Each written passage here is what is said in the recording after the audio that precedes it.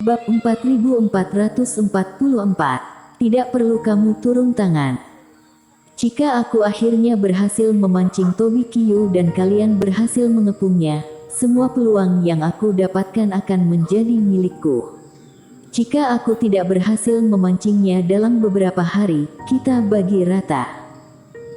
Ini bukan untuk aku seorang, tapi aku dan kultivator Kingzu pergi mempertaruhkan hidup kami.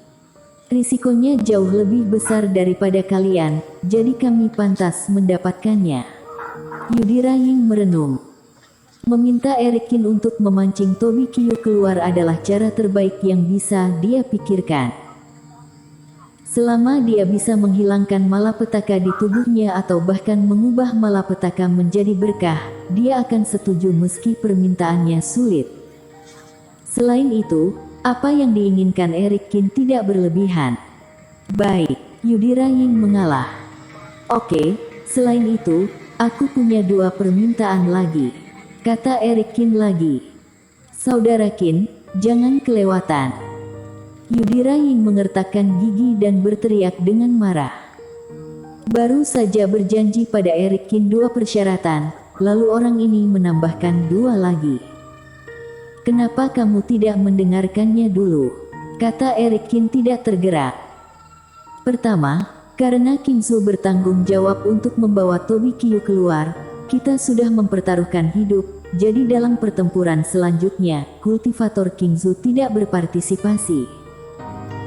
Kedua, aku ingin sebelum kalian mengepung dan membunuh Tobi Kyu, ada satu kerohanian yang ditangkap oleh pihak lawan dan pergi.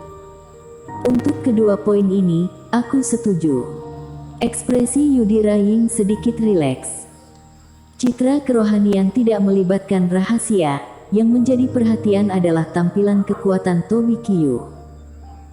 Sedangkan pengepungan Tobi Kyu, kultivator biasa tidak ada artinya dan perbedaan antara kultivator Kingzu pergi atau tidak pergi sangat kecil. Kamu dan kultivator dari Kingzu yang bertindak sebagai umpan tidak harus berpartisipasi dalam pengepungan Tobi Kyu, kata Yudhira Ying dengan ringan. Jantung Erikin berdetak kencang. Yudhira Ying sangat percaya diri dan sepertinya sudah mempersiapkan diri dengan baik. Benar juga, dia sudah berhadapan dengan Tobi Kyu 2 kali, jadi sudah tahu garis besar tentang Tobi Kyu. Namun, memikirkan gambaran di cermin Bagua, Erikin masih sedikit takut. Sebelum pergi, aku ingin mengajukan pertanyaan kepada teman seiman Ying, apakah kamu sangat yakin dapat membunuh Tobi Kyu setelah aku memancingnya keluar? Kamu pikir aku tidak lebih hebat dari dia? Aku hanya mengantisipasi, kata Erikin. Kamu tidak perlu khawatir tentang hal ini. Kerohanianmu terluka parah, pergilah ke samping untuk beristirahat setelah menyelesaikan tugas, anak ini akan mati di tanganku. Yudhira Ying berkata dengan tegas. Kalau begitu aku akan menunggu dan melihatnya. Melihat Yudhira Ying begitu sombong, Erikin tidak berkata apa-apa lagi. Pria ini meminta dirinya untuk menyingkir, jelas karena dia takut dirinya justru akan merepotkan dia. Namun pada akhirnya, dia tetap ikut campur. Aku akan pergi dalam 3 hari. Erikin berbalik dan meninggalkan aula, kali ini dia benar-benar pergi. Iblis monster di sini tidak semudah ditaklukkan seperti di Pulau Emas. Untuk mendapatkan 2000 kemelekatan jiwa, Erikin bahkan tidak tahu bagaimana Yudhira Ying akan mencarinya. Tapi karena orang ini berjanji akan menyelesaikannya dalam 3 hari, pasti ada solusinya. Tuan muda, orang ini setuju. Setelah Erikin pergi, Master Surgawi Su pun masuk. Master Surgawi Su, sebelumnya kamu mengatakan bahwa putra ini memiliki ikatan yang paling dalam dengan Tobi Kyu. Selama putra ini tidak mengambil inisiatif untuk meninggalkan pulau, maka Tobi Kyu tidak akan menyerang Longzu, bukan? Tanya Yudhira Ying balik. Hasil ramalan tidak dapat dijamin, tetapi setidaknya dalam seminggu, semuanya akan seperti itu, kata Master Surgawi Su dengan ringan. Erikin setuju dan tentu saja dia dengan licik mengajukan banyak syarat. Yudhira Ying menghela napas lega. Apakah Tuan Muda tidak menyebutkan identitas bayangan hitam itu? Ini tentang hidup dan mati, beraninya dia mengajukan syarat. Tanya Master Surgawi Su dengan heran. Yang terburuk adalah dia tahu bahwa bayangan hitam itu adalah Tobi Qiu, jadi dia sepertinya tahu bahwa aku akan mengalami malapetaka. Yudhira Ying mengertakkan gigi. Ini, dia tidak mungkin bisa tahu. Master Surgawi Su langsung terkejut. Hanya dirinya dan pihak lain yang tahu tentang malapetaka Yudhira Ying, bahkan Ferdi Ying yang sudah tidak lagi berada di tanah warisan pada saat itu, juga tidak tahu.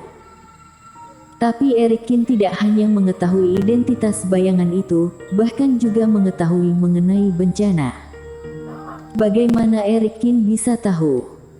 Mungkinkah orang ini benar-benar berubah menjadi master langit terkuat? Tidak apa-apa, tidak peduli apa yang dilakukan orang ini, intinya dia sudah setuju menjadi umpan. Yudhira Ying mencibir.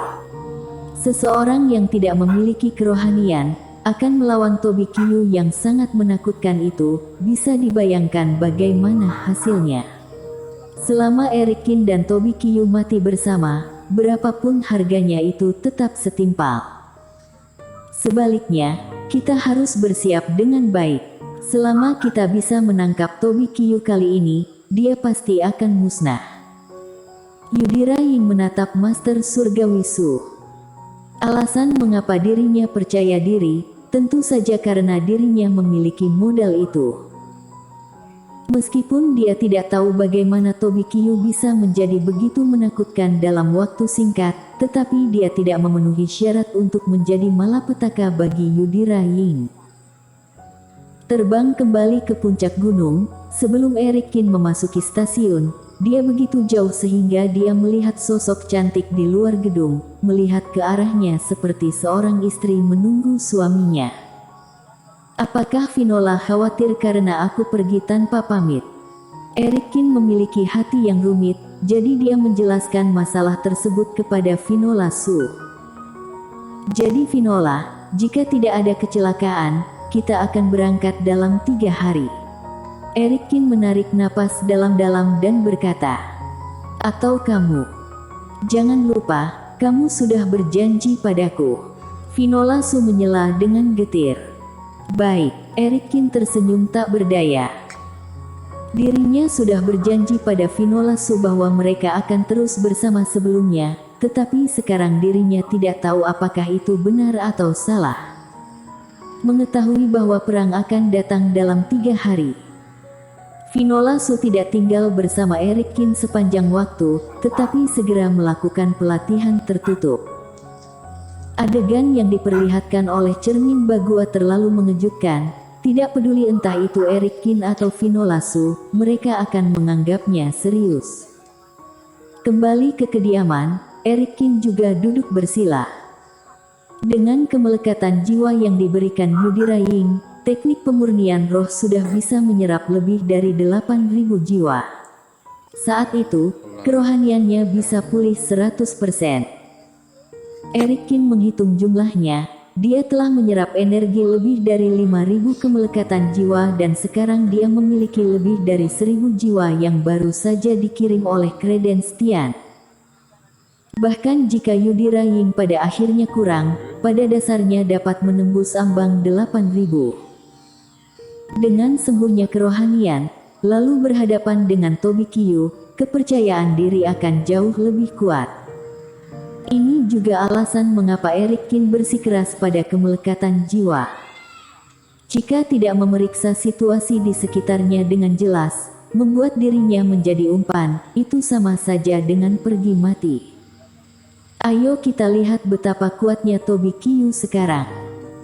Sebelum berangkat, Yudhira Ying juga memberikan secarik kerohanian kepada Erikin. Di dalamnya ada adegan pertempuran antara semua orang dan Tobi Qiu saat dia pelatihan tertutup. Erikin menuangkan kerohanian ke dalamnya dan ekspresinya menjadi sedikit serius. Ketika dia melawan Tobi Qiu terakhir kali, dia menemukan bahwa orang ini jauh lebih kuat. Mengandalkan kecepatan bayi aneh dan hantu itu, membuat Rain yang begitu tak kenal takut pun menghindarinya. Pertempuran itu bahkan lebih mendebarkan dan Eric Kin beberapa kali berada di ambang kepunahan.